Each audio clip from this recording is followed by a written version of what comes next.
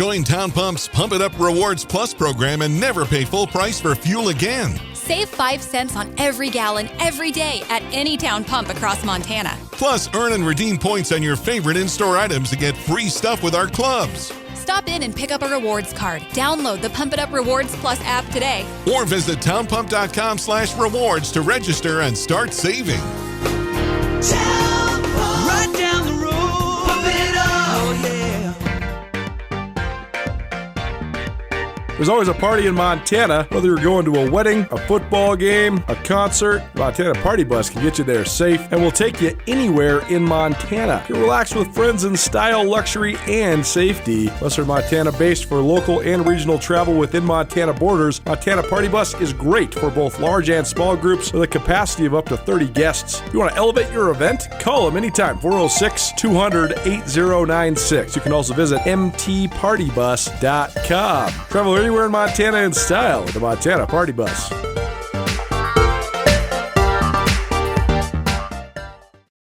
Well, this guy's busy, so we appreciate him for joining us for the second week in a row. JP Flynn chiming in here on the Big Sky Breakdown.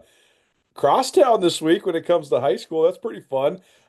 You've been in Bozeman long enough to remember when there was only one high school in town, and now you've been on the ground floor of this Gallatin build there at Gallatin High School. So I think it's pretty cool that there's a crosstown in Bozeman going on right now. So how you feeling this week going into this matchup with the Hawks?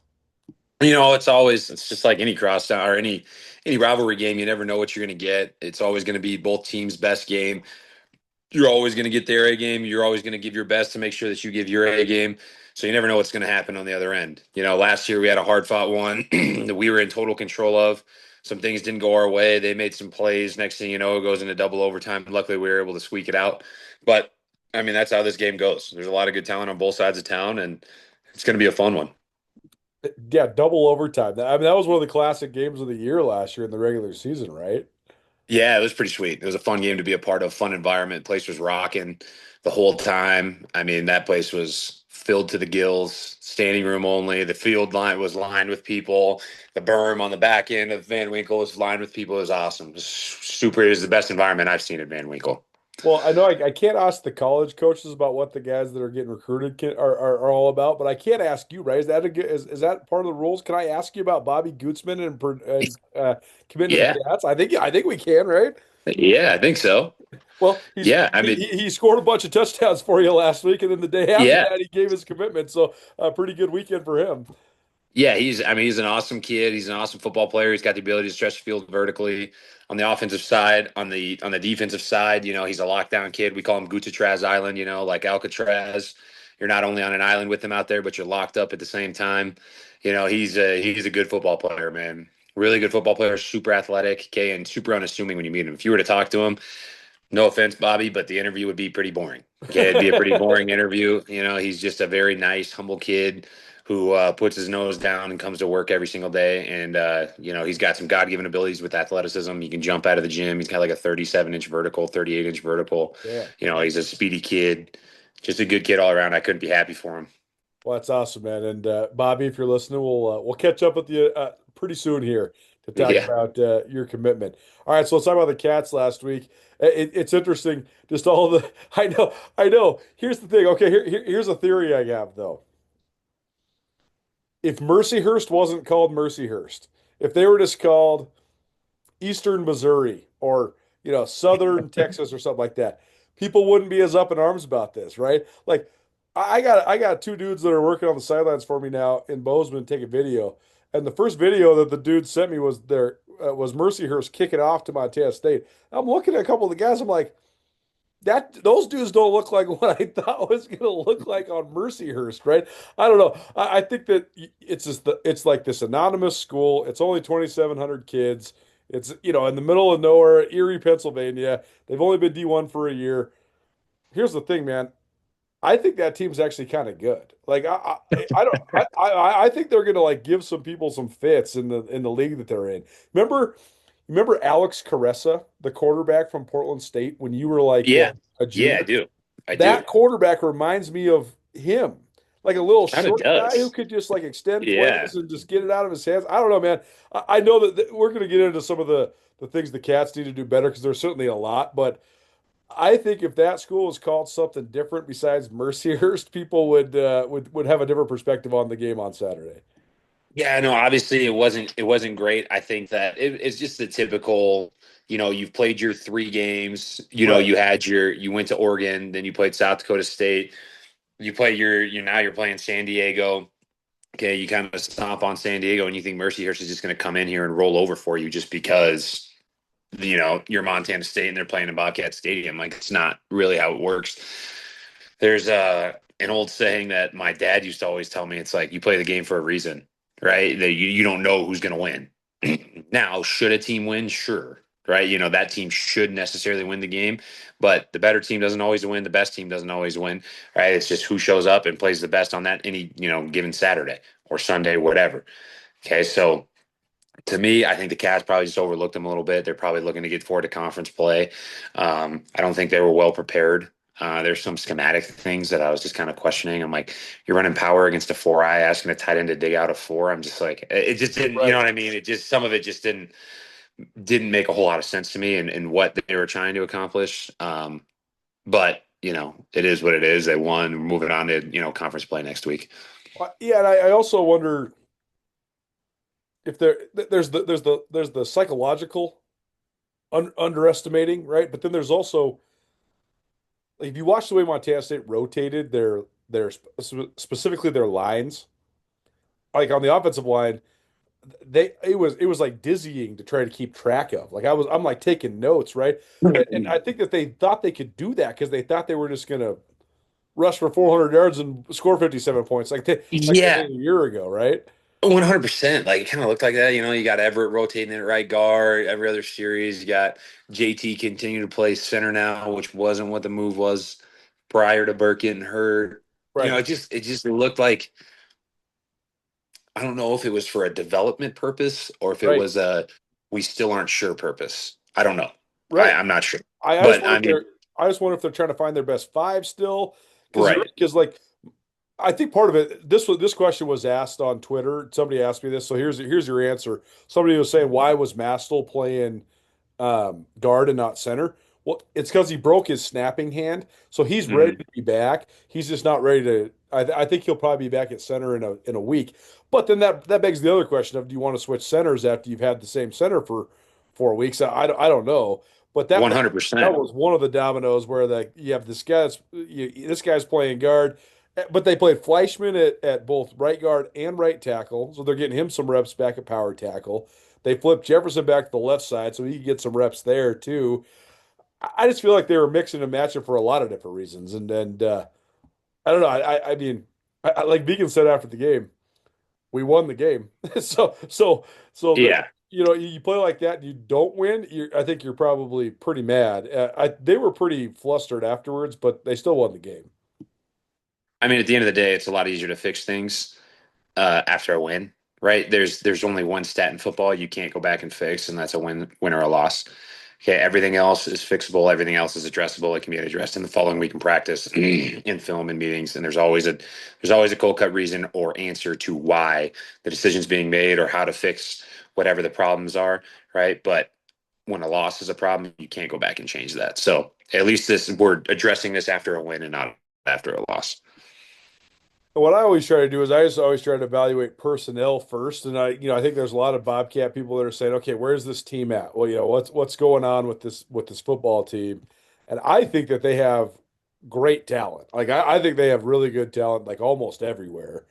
I actually don't really know what their weakness is other than offensive line continuity. I think they have dudes all 3 levels of their defense. Still waiting to kind of see if there's a safety that makes some plays, but I think they have good skill players. I think the tight ends all have potential to become great. So I'm kind of like sitting here thinking, okay, I just can't wait for Big Sky Conference play to engage, because this has been one of the weirdest non-conferences I've ever seen, because it's been so uneven for Montana State. Yeah, I mean, you got the pinnacle, right, Right, of not only FCS football, but of FBS football. And then you right. kind of got, a PFL and a no-name school out of Erie, Pennsylvania. So it's just these two pillars of non-conference play. And I mean, as a coach, as a player, like that is a hard thing to work through, and say that you're going to prepare the same way for all four opponents is a hard thing to do. We always try and, it's the same thing even at the high school level. You try and get those kids to understand that they got to be prepared to say. We always use the example. One of the guys who's helping us coach, you probably don't do a ton in the wrestling world, but his name's Leif Schroeder. And he's a great example because this dude was a four-time state champion wrestler in Montana for Bozeman High for Nate. And I swear I used to watch that kid when he was in high school, and he could have been wrestling, the JV replacement because some kid got hurt, or he could have been wrestling the U18 world champion, and his preparation was going to look exactly the same. Right. And when he stepped out on the mat, he was going to execute exactly. You know what I mean? It was just, he had this ability to just, like, no matter, nameless, faceless opponent kind of thing. And that's hard, right? Like that's hard to enact, right? Oh, So, yeah. I mean, not making any excuses for Montana State, but it will be interesting to see because Mercyhurst, they played Sac State, and they actually had Sac State kind of on the ropes in the third quarter. Sac State pulled away. They won 49-28. They played Montana State. They basically played keep away all game. There's only 6 possessions on each side. They lose 17-0. But now they play South Dakota State this week. So it'll be interesting. If Mercyhurst gives South Dakota State a couple fits, I think people will change their perspective a little bit on Yeah, I think so too. Like you said, yeah, I think you're probably right. I think I'm falling victim to exactly what you said. Like, just the name alone, I looked at and was like, yeah, we should win 40+0. But hard to win 40+0 when you only have 6 possessions in a game. Big Sky Breakdown, proudly presented by the Bobcat Collective at Montana State. The Bobcat Collective is the NIL collective that serves Montana State University student athletes. The collective is partnered with Montana State to connect fans, alumni, businesses, and local nonprofits with Montana State student athletes. Opportunities through the collective allow student athletes to earn compensation while serving the greater Montana State University community. Sign up now for memberships and enjoy automatic entry into raffles for free tickets while supporting the bright minds at Montana State. They have multiple different membership tiers, and you can also be a one-time supporter, and you can also business partner or corporate supporter. Visit bobcatcollective.com for more.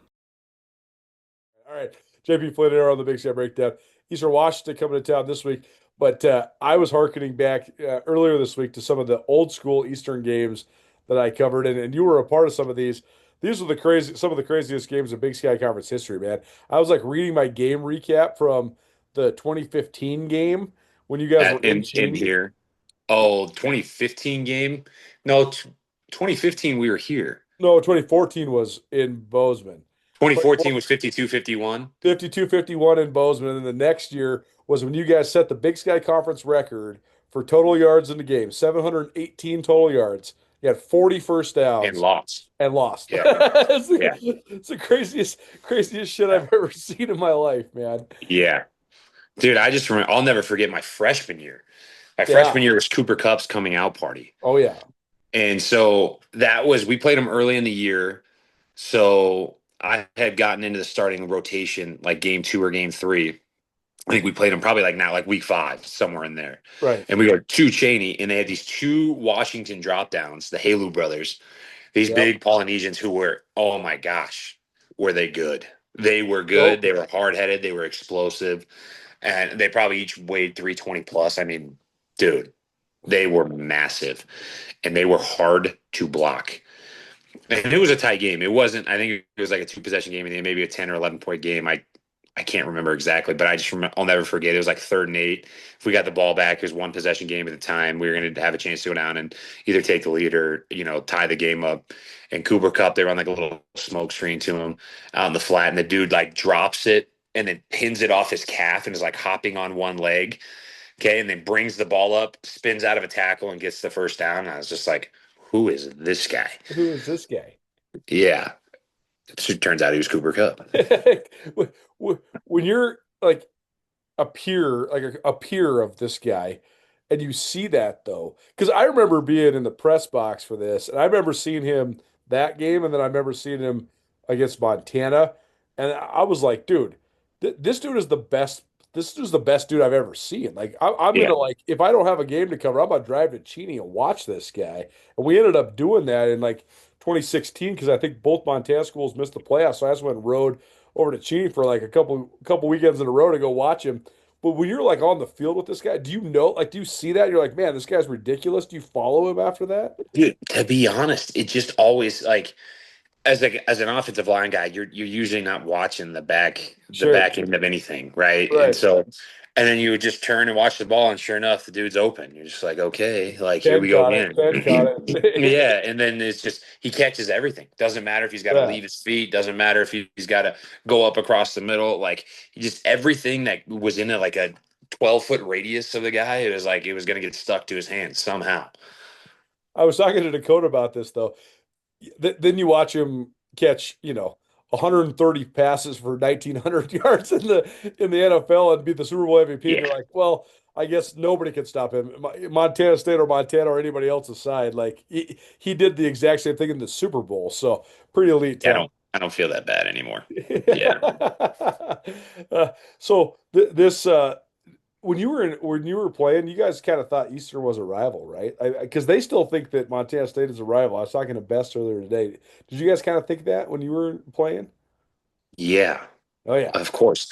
Well, when I was coming in, Eastern was kind of like one of the top they dogs. were the team. Yeah, yeah, Yeah, and then my freshman year we lost to him, and then my sophomore year we lost to. I actually now that I think about it, I lost to him all 4 years. totally. Yeah, because we lost on the road my junior year with that like an insane amount of offense, and then senior year it was Chris Murray's freshman year, and Samson Right. Mabukum was coming off the edge, and yeah, it was. Yeah, I don't think I never beat Eastern, except for my redshirt year, which obviously doesn't count. And they were just so stacked, So always. sad. Like I mean, you went from Vernon and Cooper and Kendrick Bourne and Forte, and I mean the list just it never stopped. You know what I mean? Like, and even after Vernon left, they had a plethora of quarterbacks for years after Oh that. It didn't. That wasn't the only thing. It was yeah. It was stupid. yeah. I mean, here's a stat for you. Between when Paul Wolf took over 2002 to when Bo Baldwin left, and I even give Baldwin credit after he left because he recruited Barrier too, Eric Barrier. But they had Hmm. 7 different quarterbacks win Big Sky Conference Player of the Year, and 4 of those guys won the Walter Payton Award. Like Yeah, that's crazy production that's out of one insane. position. Insane. And Yeah, did Cooper ever win the Walter Payton? he did. He Yeah. was So he was the other guy that won the Payton outside of the quarterbacks. Yeah, I mean, Jesus, that's crazy. yeah, I That know, is right? so insane to think. Right? Like Montana has one Peyton winner, Montana State has one, Eastern's got 5. Like that's just such a testament to Oh their my their God. their offense. As a guy now that is a coach, do you think it's crazy that they kind of went away from what they did that made them so much money? I mean, they were throwing it everywhere. Now they're trying to do all this wildcat quarterback run. Like I I get just it. I get why they're trying to do it, but they lost their niche. Like that was their whole niche. Is they were like the spread well, team of the Big Sky. you got to remember, like, you also got to have a guy who can do it. No, that's Like right. That's that's right. That's right. That's right. so. Like, if you don't have a Vernon Adams, a Barry, you know what I mean. If you don't have one of these guys, Totally. and the one thing about those dudes was their ability to extend a play. And Yes. so a lot of their offense was just Vernon making a play or, Right. or Barry making a play. Like it's not like he dropped back and three-step drop, going through his progressions, clear read, gets the ball out and go. And they had a lot of great offensive linemen from there too. But at the end of the day, the offensive line, I mean, they were just as scattered as anyone else out on the field. They were running, trying to get in the way of someone for whatever. And these guys were just, and these wide receivers were just sitting in holes, playing the old scramble drill, Oh, backyard football. And that's kind of what, in my opinion, like to me, when I look at a guy like Vernon Adams, I'm like, Vernon Adams is just a winner. At the end of the day, no I doubt. watched it firsthand. When we're up 40, 51 to 47 with X amount of time left and it's 4th and 10. The guy scrambles in the back of the pocket, finds an old Kendrick Bourne down the sideline, leads his team down the field, scores a touchdown. Their kicker's hurt, so they go for 2. And sure enough, who's the number they call? It's 3. They win the game 52-51. You know, the guy was just a winner, and I just don't know if they got a winner back there right now or not. Is a will you marry me in your future? Or maybe you do it all over again. Hi, I'm Brian Toon with Jewelry Design Center, inviting you to come see the largest selection of Will You Marry Me in the state of Montana. The brightest diamonds of every shape and size, unique settings built to last, and skilled jewelers on site offering free sizing and maintenance for life, because that's how long we want to be your jeweler. Jewelry Design Center in Missoula, on Brooks, across from the Montana Club. Being in this industry since I was in college, one of the things I think we take the most pride in is Aspen Sound's been such a presence in Missoula for almost 40 years. The cool parts about our job is people always ask, what do you do for a living? I sell foam, whether it's as simple as window tint all the way up to integrating a backup camera into a factory screen. I'm pretty excited about the options we can present.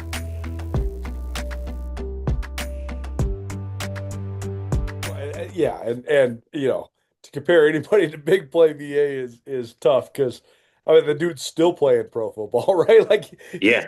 he's still winning. But yeah, that's the last point I'll leave you with. Then is that it's just an interesting conversation point because I wonder what happens, not just Eastern Washington specifically, but places like Eastern Washington, because you used to be able to not only get Vernon Adams, but then you can keep him. Yeah. And he kind of he was like one of the first guys that kind of created this thing that we see now, right? Yeah. You ball out and then you go for 1 year to go do your thing. And Dakota Prukop did the same thing. But now it's like, man, you ball out, somebody's coming with a check. They're ready to go. Like Yep. it's so hard, man. Like Cam Ward is supposed to be winning FCS championships and beating North Dakota State. And instead he's making $4 million to play at Miami. And like it's just so weird. So I just wonder, it's not just Eastern specific. I just think that like that time has passed, man. I think that like getting those dudes that are that good. If you're gonna get them, you got to get them and stack them up and have another guy ready to replace the next guy. Yeah. You're gonna lose them, right? Yeah. And you and I kind of had this conversation. Yeah. I think FCS football is actually kind of flipped on its head. You know, like prior, I remember when I was playing, the guys that you played against, you know, like, oh, that's a Miami drop down. That's a Washington. Right, That's a kid from Wazoo. He's a transfer from Boise State. And it could have been for whatever, right? It could have been for grades, drugs, alcohol, whatever. Yeah, anything, right? And I mean, now that doesn't happen anymore, right? And I just remember like thinking to myself, like one year we played Portland State and they had like a Miami drop down at the end. They had Washington State on the opposite side at the end, and then Patrick on Woosar playing safety for him, who was also a drop down. I just don't remember where From Arizona. Yeah. From Arizona. And he like had got in a bunch of trouble. He was like a all Pac-12 guy. He just got in trouble. Yeah, and he played in the NFL for like 8 years. Totally. You know, like it's just like you were getting that level. I mean, I look at Montana State when I was coming in, right? And Oregon had gotten the new coaching regime and all that stuff. Right. And you had Elvis Akla, John Ledette, Trey Robinson from Totally. Nebraska. You know what I mean? Like you just had all these high level football players that, you know, came down to the FCS level and really, in my opinion, amplified FCS football, you know, like took it to another level. And now it's not that way anymore. You know, it's a totally different game. Man. And like, I'll leave you with this because I just wonder if in a couple years we see sort of a resettling of that or like a coming back to it, because part of the reason everybody used to drop down is because you could play right away. Yep. But then like now I think part of the reason we don't see as high quality of drop downs is because guys are getting sold a false bill of goods and they're getting told, hey, come here, be the man, whatever. And then all of a sudden they're the fourth string tight end. Yeah. I think once we have a big enough sample size, you're going to see some more Bo Sandlins. You're going to see guys that are like, God, how did I forget about Bo? Bo was my boy too. I could go chill at Miami and be David Njoku's backup, or I could go catch 11 touchdowns at Montana State and get drafted. Like I think we're going to see a reversion to that once we have a sample size of guys getting sold lies and sitting on the bench. Yeah. So we'll see what comes of it. You know, I don't know. Like I said, I just think and maybe it's just biased, who knows? But I do believe that the football was a little bit better previous to and at the FCS level specifically. There's no doubt. And the other thing is it's not just the talent, but it's the coalescing of teams. Like that's been the whole part that's been so clunky this first month is that everybody has a new team. Like all the stuff that Montana State fans have been analyzing and watching, guess what? Everybody's going through that, right? Like Idaho's Yeah. got a new coach. They brought in 30-something transfers. Montana's got 60 new guys. Sac State's got 70 new guys. Like that's where we're at right now at FCS football. I don't think we're going to see anybody's best football for another month because teams are still kind of coming together. Yeah, it's all going to be about who gets hot at the right time. I do got to tip my hat to North Dakota State. Whatever they're doing over there, being able to keep the kids around, like the fact that Lance kid is still a Bison is wild to me. So whatever they got going on, everyone else needs to model it after that because they got to figure it out. No doubt. Well, thanks for joining us, man. Good to see you, and we'll check in. But good luck with Crosstown this week. Appreciate it, man.